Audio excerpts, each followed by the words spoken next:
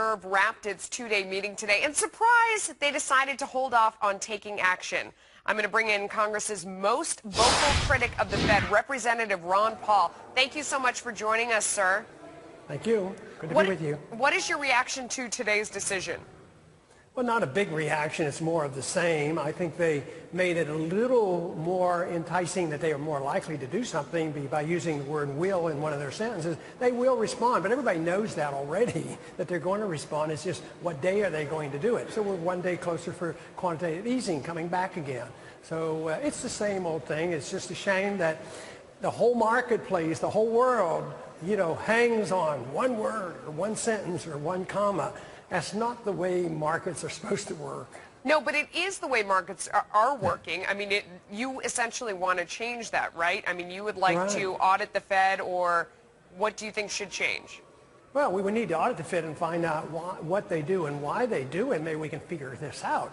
But I like the marketplace. And a lot of people on Wall Street and different places, they say that they like free markets too. But we have monopoly control of interest rates. They're controlled by the central bank, and they cause distortion. It's price fixing. Price fixing distorts market. Nobody wants wage and price controls to come back, but one half of our economy is working on a price control, price of money. So all the information you get from interest is felonious. It doesn't give you the right information. So when there's no savings and interest rates are 1%, guess what? Bubbles form. Yeah. And then they have to be corrected, and that's what we're in, and they won't allow the correction. So this is why we're in a stagmire. Yeah. Do you think auditing the Fed makes sense? I mean, to me, that seems like maybe you're putting more cooks in the kitchen. Perhaps what makes sense is very much limiting their mandate and what they can do. Well, no. I mean, you don't have any more cooks in the kitchen because it doesn't have anything to do with designing monetary policies. Just say that you are responsible for it. We need to know what you're doing. You're bigger than the whole Congress on what you spend and where these monies go. You don't have a right to bail out one company and dump on another country. The Congress has a responsibility to be in charge of monetary policy. They certainly have a responsibility for transparency and auditing and looking at what people do. But because they've been negligent, the Fed does whatever they want. They're prepared to bail out Europe and everybody else, and they did that once already. And it's very damaging. It just doesn't damage the big guys. They're too big to fail. They love it. Who does it damage? I mean, what is the harm of having the Fed unleash the way they are? Oh, look at the middle class. It's shrinking. It's been shrinking for 10 years. But that's the Fed's fault? I don't know if we can blame that on the Fed. How? Why not? Why not? Because the Fed creates the bubble, and the correction is a result of the bubble.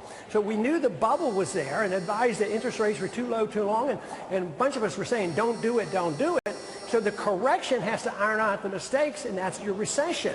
But then when you don't allow the recession to proceed quickly and let the bankruptcies go, then you prolong the agony, and that's where we are. We're where we were in the Depression. We're where the Japanese have been for 20 years, and right now we do not allow the correction to be made. No liquidation of debt. So would you like to just really limit their mandate so that really what they're there for is to stabilize the dollar? I mean, I think it is fair to say that they certainly served a purpose when the financial system was seizing during the financial crisis to preventing the run on the bank. But, maybe by the time we get to QE3, they've gone a little too far. Would you like to limit their mandate to what? Yeah, like what? They can't monetize debt.